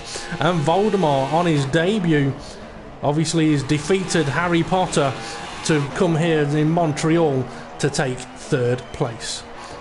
Bleeding Sunrise also in a manner, giving the Wall of Champions a little bit of a goodbye kiss and crossing the line in fourth. Go on. Breaking Clays has got a puncher, left rear puncher. He's struggling to get out of the Wall of Champions. He's struggling to get to the line. The car behind him, though, is coming out of the final corner. Who's going to get to the line first? Is it going to be Tyler? Is it going to be Breaking Clays? Tyler doesn't quite manage to make it, but yeah, Breaking Clays. Late bit of drama there. Puncher, final lap of the race. Yep, I wonder if he found himself clipping a barrier somewhere. Drew, he's going to cross the line, 7th place. And there we go, a lot of in-game penalties. So that's something that the drivers will need to learn from. That is a lot. I think, including sort of yesterday, it's the most amount of penalties in any of the reserve races. But that's what Montreal can do to the drivers. It tempts you to take a little bit too much curb in places, and if you do, you end up with big penalties. Obviously, a number of drivers finding their way to the barriers, unfortunately, and perhaps a few drivers a little frustrated by slightly aggressive driving, but that's where I'd say the drivers will learn, because it kind of works like this, doesn't it, Steve? I mean, you're a World Series Reserve driver, so you're watching this race, and you'll be watching thinking, okay, who's doing good, who's doing well? If I happen to need a reserve driver for me or my teammate at the next race in the World Series, what are you looking for? Are you looking for that guy that's too physical and not giving people space and possibly going to lose points through penalties? Or are you looking at the guy that keeps his nose out of trouble and gets to the end of the race without any dramas? Well, for me, it's definitely the one that gets to the end of the race without any dramas, without too many penalties, but also respects front row racing for the rules that are put in place for the main league. That is very important as well. I'm just going to mention, though, at this point, the podium drivers. Mr. Loki may not be able to attend the podium because he does have to rush off to work at this point. Now, also, I did notice as they crossed the line that there was a last-minute change. Valdemar didn't finish third. Ooh. It was Bleeding Sunrise, I believe, finished third. I believe he dropped a couple of positions, or at least a position. Well, I was too busy talking to really look at the result. My apologies for that one. But if you want to quickly send out an invite to the podium sitters. Yep, I am on the case. For anyone that has any questions that you would like us to put to the podium drivers, feel free to do so. If Mr. Loki isn't available, then I don't know if you took a picture of the result. I know I did. I did. So who was 4th place? 4th place, I believe, was Valdemar. Okay, so if Mr. Loki's not available, we'll send an invite to Valdemar. But yeah, if you have any questions that you'd like us to put through to the podium sitters, feel free to comment at FRR with your question, and we'll put it to the drivers, as long as it's not too rude. We'll also finish off the question of the day, which may not make a lot of sense to anyone that's not in Britain. But for those that are or know of what Boxing Day is, then yeah. I mean, I was in when I actually researched the answer. That's why I've not had a guess. When I researched the answer, I was actually quite surprised. Yeah, I was as well. I just mentioned that we have got a couple of drivers join the podium. We've got Twist Royalty and I believe that was Bleeding Sunrise that jumped in there as well. Yep. Yeah, it gave you the third position. It did drop down Voldemar, should say, to fourth place because of his on-track penalties. So I will just give Mr. Loki a couple of minutes if he does jump in. I'm not really expecting him to, but I will read through the result. Mr. Loki was given P1 with Twist Royalty second, Bleeding Sunrise third, Voldemar fourth, Tyler fifth, Breaking Clay sixth. So there was a switch of positions there as well. Drew 7th, My Bad 8th, and then we've got the DNFs of Calzo, Malik Kekec, Kana and Neotig, and a few others as well, which I've not quite got on this picture right here. I'll have to confirm them on the post that will go on Facebook later on. Dave, DP I should say, Valdemar, I sent him a friend request if you want him in on the podium. I can't because he's not on my friends list. All right, okay. Bear with me 1 second. In that case as well, we'll go straight on to grilling Twist Royalty. Good evening. Interesting race. Qualifying, interesting. Obviously, front row of the grid with Malik Kekec. And I've got to say, the first stint of the race, I don't know, we were sort of in the commentary box contemplating whether you were playing a little bit of a patient game and just holding with Malik Kekec to pounce later on. And then, obviously, some pain in the backside called Mr. Loki appeared on the scene and possibly changed things around. So was that the case? Were you just playing the patient game, or were you absolutely full throttle gunning for it? Just before he answers that, can I just confirm that everybody's got their microphone set to shared, always allowed, as we have somebody mentioning on YouTube that there may be somebody in here that's not. Oh yeah, I adjusted. Thank you. No problem. Okay, good stuff. So DP, after your question, we'll allow Twist to answer it. Yeah, I was playing the patient game, and then yeah, Mr. Oakley paired, and then kind of messed up what I was trying to do. So, as you saw him closing in on you, were you thinking about pitting earlier? Because Malik Kekec didn't waste any time. It was almost, as soon as Loki was on the back of you, he went for the pits. So, did it surprise you that he pitted when he did, or was your pit stop at sort of right about the time that you were going to pit anyway? Mine was the time I was going to choose. Yeah. Okay. Your outlap must have been a good one because, Malik Kekec's wasn't great. Were you surprised about the gap you had on him after you'd both made your first round of stops? Not really, no. Full of words, this one. Talk about make it difficult for us. Okay, next question. You gambled for the ultra soft tyre later on. Was it a tyre wear issue, or just you know what, I can't catch them unless I do something different? A tyre wear issue. Really? I thought those soft tyres would have lasted a little longer, so talk us through it. So did I. I was just trying to keep up with Loki and whoever he is. Malik Kekec. Yeah. Malik Kekec. Yeah, just call him SBL. SBL. Yeah, I was just trying to keep up with them too, and then I was just wearing my tyres away, so I had to and I keep the pace down, but it wasn't working.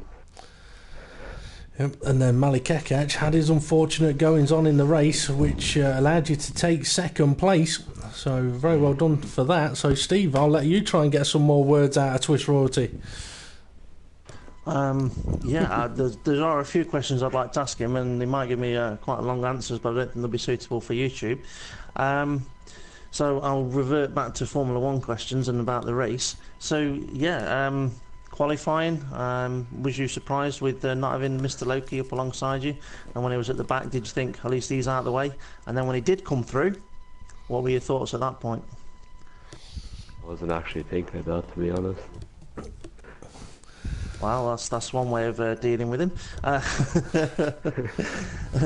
Towards the end of the race, did you think you had a chance of catching him back up once you put the ultras on? And was you disappointed when you realised he'd done the same thing? No, I knew I wouldn't catch him. Like, very quick. So. Was it more a matter of just securing your second position at that point? Yeah. Yeah, I think it was the rightful thing to do as well. Apart from, I think Malik Ekech might disagree, because when he decided to do that, it backfired on him. Twice. Twice, yes. I want to ask Twist Royalty a question about last week's race at Monaco, which he was supposed to be at, but didn't attend.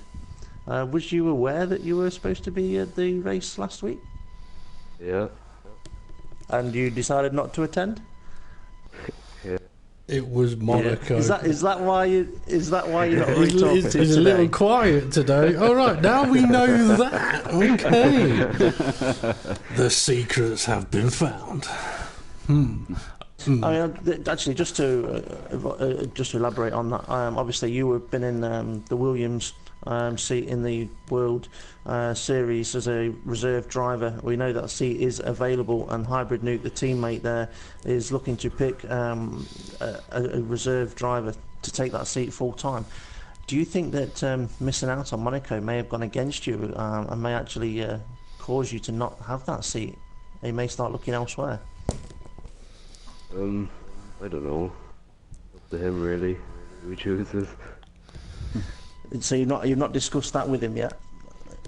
No. He's not had a letter in the post saying, where the F were you? No, I'm joking. I think Monaco, it is one of those circuits. I mean, we've seen it over the course of front row racing history where there are a few drivers that just... they avoid it like the plague, and in some ways I can understand that.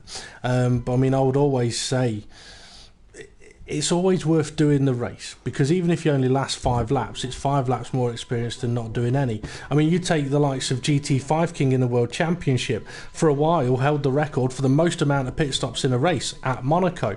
And then you look at what he did in the World Championship last week. Okay, he didn't finish like first, second or third, but he got through the race only doing exactly the amount of pit stops that he wanted to do. All improvement. Anyway, we're going to move on to giving Bleeding Sunrise a little bit of a grilling. Steve, just to let you know, I have suggested Voldemar if you want to try and invite him into the chat party. I have invited him in. Okay, no problem. He might be sat there thinking, are we going for another race? No, we're not, because we're going for dinner soon. Okay, Bleeding Sunrise, on to you. There was a lot happening in that race, so I can't remember everything that happened. So, how was your race? Well, I will try to be a little bit more talkative. I started in P7. I'm not really a qualifying beast, so to speak, but looking at strategy, I knew for me soft and super soft were the fastest option. I started 7, which was okay for me, but I got clipped onto turn 1, and I started 15 out of 15, so I was like, oh no. But being Canada, you can overtake a little bit easier than Monaco, if you remember last week. So that was a big plus, and I did a Max Verstappen in Brazil and overtook everybody. And ended up in P3. And I have to give a shout out to Valdemar. We played really well together as a team, and I let him through, knowing he had ultra softs on the last stint. And we played a bit together to overtake the guy who was in 3rd originally. And luckily he had a flat tire on the last straight, but I don't know how many penalties he had, but maybe less or more than me. So it was an eventful race for me. Definitely was. Okay, Steve, any questions for Bleeding Sunrise? We've seen you last week in Monaco, and you look very calm and composed. And around here, it kind of showed again, even with the troubles that you've mentioned on that first corner. But do you kind of like just approach the race as if like what happens? I just need to stay calm and focus on what I'm doing, keep it clean. And today, you've benefited basically by other drivers not being as clean as you. Is that your approach towards the racing? Yeah, I try to be as clean as possible. I must say that last time in Monaco, I got a bit too nervous, just behind Ferrari of someone. But normally I'm more calm, and I just try to take every action as his own. And well, we'll see where we end up. And you know, taking that approach, I think in the end that's the best place you will get if you take it one by one. That's great stuff. We go into the winter break now. So the next race for the World Series Reserves won't be for a couple of weeks. It'll be in 3 weeks' time. I believe it to be, if I am correct. Is that right, DP? I believe so. Yeah. I can't even remember off the top of my head what race is after Canada. If somebody would like to enlighten me, that would be great. But it's Baku. It's Baku. Yes, it is, isn't it? What an interesting circuit that is. No, you've got to say that is a bit of a mixture between Canada you can and call it Monaco. that way. Interesting. Yes. Yeah, it is a mixture between kind of Monaco and Canada. Would you say again that's the sort of circuit that might favour your driving style? Absolutely not. It's my worst track of the year. Is that because you're just unfamiliar with it? Maybe with a little bit of practice, it might change your mind. I know what it is. I know what it is. You're a Dutchman, and Baku's got a hill in it. Dutchmen aren't used to hills. That's what it is. No, I love Spa in Belgium, but for me, Monaco, you can push a lot and keep your pace. If you do that in Baku, you push a lot and, you know, well, not qualifying less, but you drive fast, and then suddenly, poof, there's a corner. Yeah. And race over. Push too hard in Baku, it pushes back. Yeah. That's one of the things I always loved about Monaco. It's one of those tracks where you get your setup right, you get your feel for the track right, and you can really push your car around that track and you benefit from it. Yeah, you can play with it. Yeah. But as you say, I mean, Canada, it's another one. You push too hard, it bites back. Baku, you push too hard, it bites back. Yep. It's a little bit like Singapore as well, because a lot of people think Singapore's the same as Monaco, but it's not. No, you push too hard at Singapore, it bites back. But then you look at somewhere like Silverstone, that's another track where it loves you to push around that circuit. Comes with the downside, though, that your tyres absolutely hate it. Okay, Steve, any questions from YouTube for our Podium 2? Not directly to the Podium 2, apart from a question to the admin team, or the broadcast team, as I've always put it. And I'll let you answer this one, DP. Will there be any social races, basically during, like fun races, during the winter break?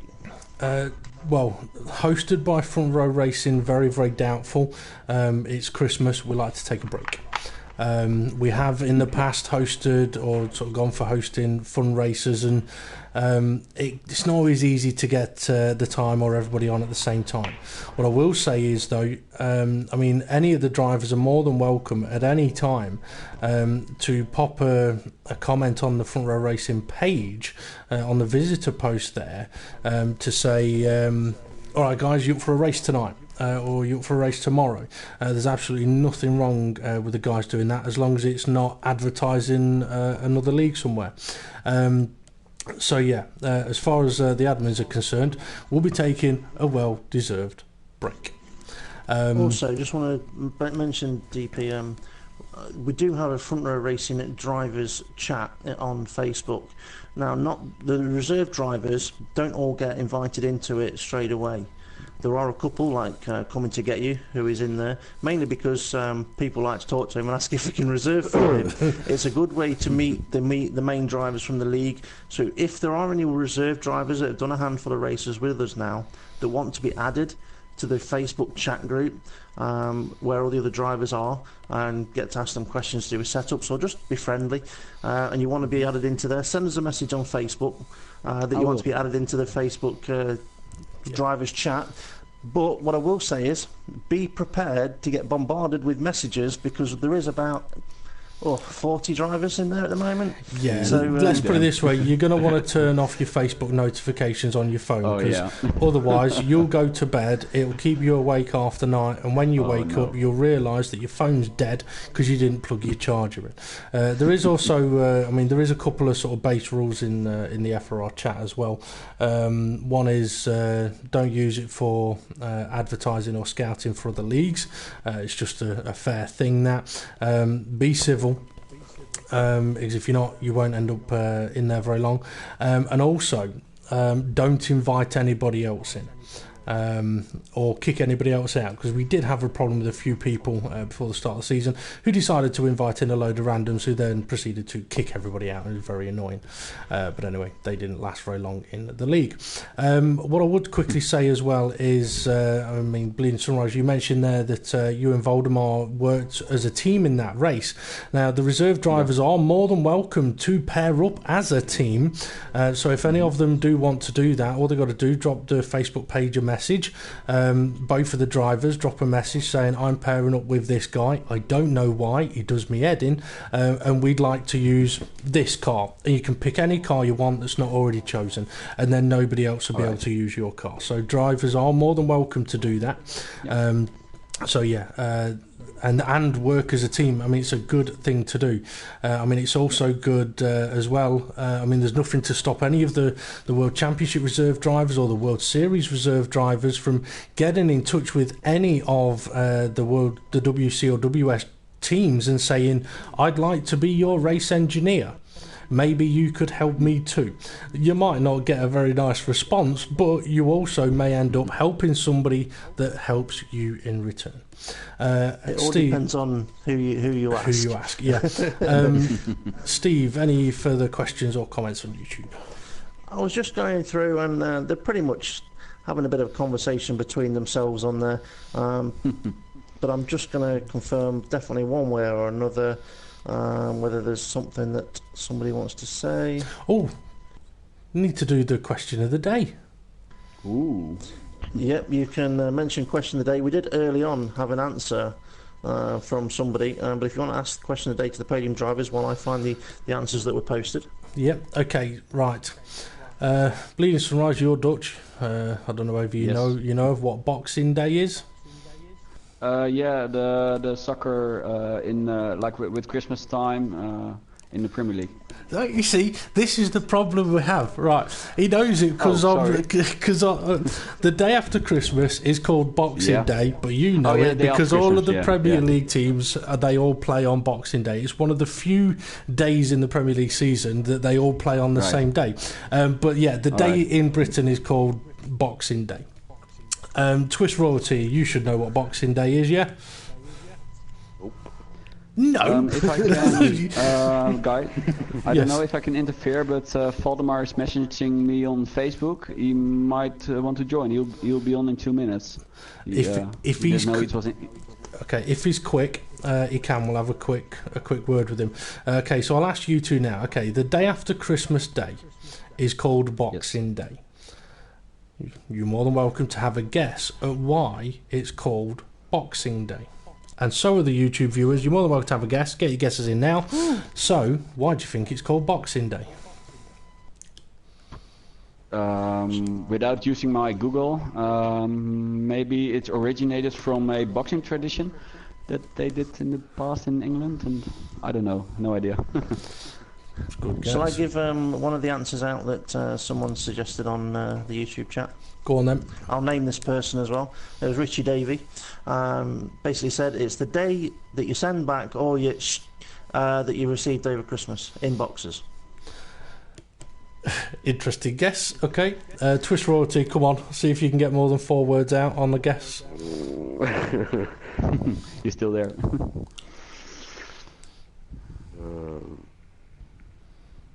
Maybe you just store away your boxes on Boxing Day. I don't know. Oh, I don't know. Okay, Steve, do you want to educate the masses? I don't have the answer in front of me. I know you sent it me, but I'm not actually on my chat messages at the moment. So go on. I thought you'd have it there, easy to hand. If you haven't, I'll find it. No, I haven't got it to hand. My phone is off. I was reading the YouTube chats, you see. All right, okay, bear with me because I will find it then. I've just broke my headset as well. Well done. Well, as we wait to see if Valdemar is going to join us, it would be interesting to see how... Yeah, he needs a minute. Yeah, okay. Be interesting to see how he felt his first race went. Yeah, that would be interesting to find out how his first race went there. Yeah. So I'll just quickly use this time to mention that obviously we are on the winter break now. So the next event will be... in January, first week of January, it'll be the Front Row Racing World Championship, which, if the reserve races are anything to go by, is going to be interesting and potentially also carnage. So Wednesday, 4th of January, 7:30 p.m, be live on YouTube for the World Championship around Canada, and then on Thursday the 5th, it'll be the World Series, also at Canada. So make sure you join us for those races. And then on Sunday the 8th, it'll be round 10 of the Front Row Racing Project Cars PCS in the LMP1s, the final race of that season, which hopefully will be an interesting one. And if anyone does have Project Cars and wants to race in Front Row Racing on Project Cars, you're more than welcome to do so. Just drop the Facebook page a message and we'll get Front Row Racing JS noting your name down on that one. And I also know that in the coming days there's going to be some information posted on the Facebook page about the coming season, the new season on Project Cars. A few changes being put in place, a few interesting things, and we'll see how that's going to go. Car selection has already been done, voted for. That's cool. 3-pointer leg. What are you watching? If you say baseball, I'll be very disappointed. You don't get 3-pointers in baseball, not unless you hit a home run with 2 on base. Not baseball.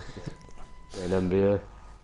Right, just to give the answer to the question of the day, the Oxford English Dictionary basically says that in the 1830s it was defining it as the first weekday after Christmas Day, observed as a holiday on which postmen, errand boys and servants of various kinds expect to receive a Christmas box. Yep. So there you go. It's meant to be a day that you give your postman a present. Yep, it's supposed to give you... I suppose it's kind of like all your leftovers stuck in a box that you give to somebody that you think wants it. Yeah, it's interesting what you can find out on Google. If you ever want to know where the term getting pissed comes from, Google that one. You might be quite surprised and disgusted. In fact, one of the... I was going to say something about something similar to that is piss poor. When people say, I am piss poor, the amount of information you can get about being piss poor is unbelievable. You know what? Not having a pot to piss in. I'm sad enough that I actually think I know the answer to that. Yes. And it is that people were so poor they would sell their urine.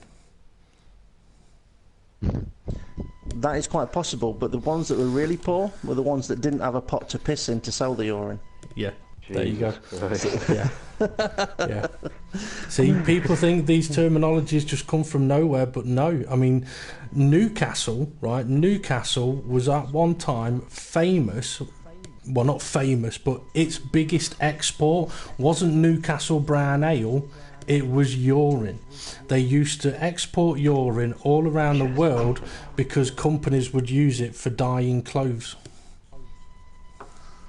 Not that you'd want a Geordie man's Nuki Brown sewage, but there you go. It must have something to do with the alcohol content in it. Yeah, it must do. It makes your eyes burn and melts cloth into a different colour. Okay, is Voldemar joining us? Because we're kind of hanging on for him. 30 seconds, tell them 30 seconds. He just messaging me. He went from his friends to his home. By car. So okay. 30 seconds. Well, we'll give him a few moments, and as soon as he joins, we'll say, okay, thanks for joining, see you later. And we'll end the show. But obviously, as well, I mean, I want to say Happy Christmas to everybody, even if you don't celebrate Christmas or don't like Christmas and hate being under the mistletoe with nobody else sticking to that tradition apart from Susan Boyle. Apologies, Susan. Happy holidays. I'm not usually one for saying happy holidays. It's Christmas.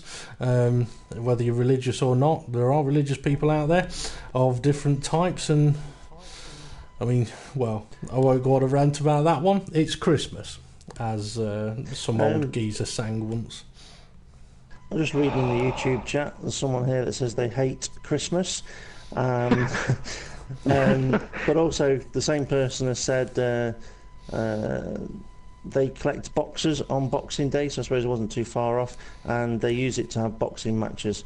But its name on YouTube is Anthony91, and I believe that might be, is it Chorley? Might be Anthony91, or is it Sir Anthony? Voldemort, he's joined us, and we're done. Okay, see you later, everybody. Good timing. So, early one to you. Okay, Voldemort, if you could quickly just make sure that you've got your microphone set to allow to be shared. We're not going to spend too long grilling you. Because we've been sat here waiting for 20 minutes while Twist Rort is watching basketball. He just randomly keeps going, hey, 3-pointer! See, he's so focused. You're playing it? Yeah. Oh, I don't know. Have you got your balls on fire yet? So, it's allowed. I'm not being rude, by the way, folks. I might be getting on a bit, but I know that in the NBA games you used to be like, you'd be on fire and the ball would be on fire. So, Voldemort, on to you then. First race for you in Front Row Racing, an interesting one. Talk us through it as best as you can. Yeah, I mean, obviously, opted for a one-stop. That was the plan, at least. And then on lap 4, I think that I collided with one of the Ferraris. He moved a bit under braking. I hit the wall, lost half the front wing, and just tried to carry on. But found out that there was no chance of not corner cutting without the front wing, because I've obviously got 18 seconds worth of penalties. And yeah, big shout out to Bleeding for letting me through, so I had a chance at least of getting on the podium. So how frustrating was it then getting those penalties with that damaged front wing? Oh, I completely lost it for 5 laps, where I just was screaming at the screen actually. But yeah, I just knew that if I could keep on going, had good pace, then there was still a possibility to have a good race.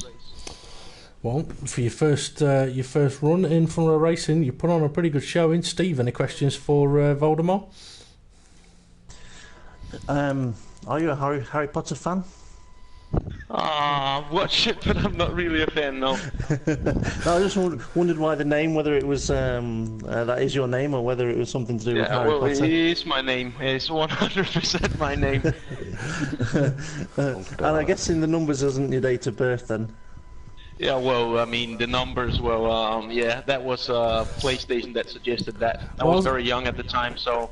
I was going to say, there'd be some really frustrating people out there if Valdemar 1, Valdemar 1, 2, Valdemar 1, 2, 3, and then 1, 2, 3, 4, and then 1, 2, 3, 4, all the way up to 7, have all been taken, and the only one left is with an 8 on the end. And there might be someone out there with a 9 as well.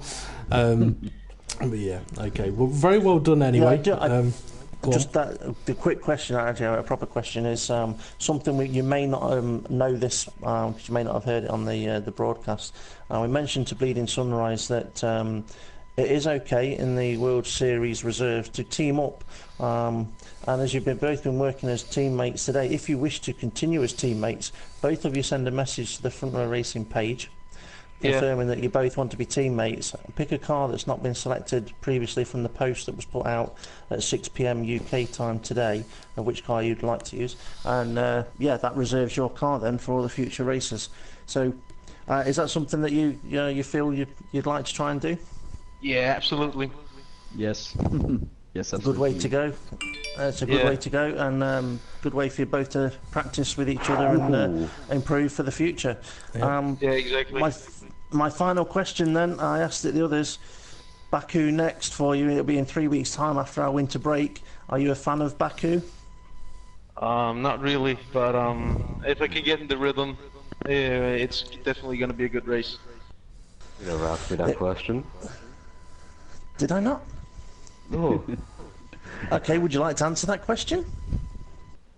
What was it again? I'm sorry. Are you a fan of Baku? Yeah. You are a fan of Baku. Okay, Yeah. so Twist Royalty, fan of Baku. Bleeding Sunrise, not really his favourite track. Voldemir, if he can get it flowing right. Voldemar, sorry, should say. I keep saying Mir. Yeah, DP.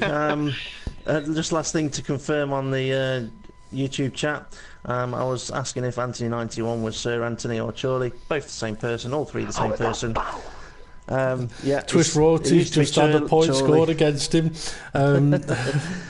He used to be Charlie. His new account now is the Sir Anthony one. So yeah, that's where we know him from. Okay, last thing to touch on as well is the World Championship and World Series results that'll be due out this weekend. May come out a little bit sooner, with it being Christmas Eve on Saturday and obviously Christmas Day on Sunday. So the results post may come out a little bit sooner.